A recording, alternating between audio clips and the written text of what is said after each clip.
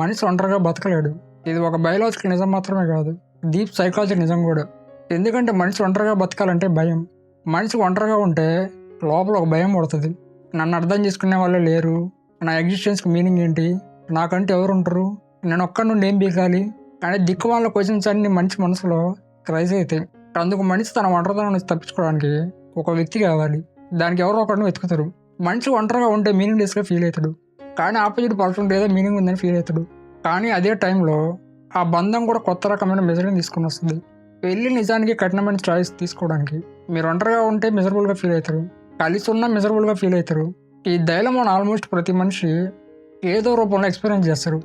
చేసుకొని బాధపడాలా, చేసుకోకుండా బాధపడాలా అని. చెప్పాలంటే చాలా మ్యారేజెస్ నిజానికి కాన్షియస్ చాయిస్ కాదు, ఒక అన్కాన్షియస్ బాండ్ మాత్రమే. ఎందుకంటే ఇద్దరు ఒంటరిగా ఉండలేరు, అందుకే ఒకరిపై ఒకరు డిపెండ్ అవుతారు.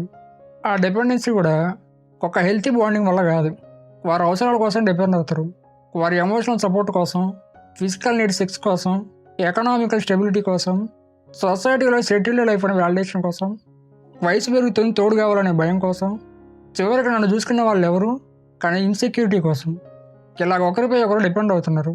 ఇది ప్రేమ అని మనం అనుకోవచ్చు, కానీ అది ప్రేమే కాదు. ప్రేమ పేరుతో నడిచే చాలా బంధాలు డీప్ ఎఫెక్ట్స్ మీద కాదు, ఒంటరితనం మీద, అవసరాల మీద, ఇన్సెక్యూరిటీస్ మాత్రమే బిల్డ్ అవుతున్నాయి. నిజమైన ప్రేమ అనేది ఇద్దరు ఒంటరితనానికి భయపడకుండా, ఒకరికొకరు నెసెసిటీగా కాకుండా చాయిస్గా ఉండే చోటే పుడుతుంది.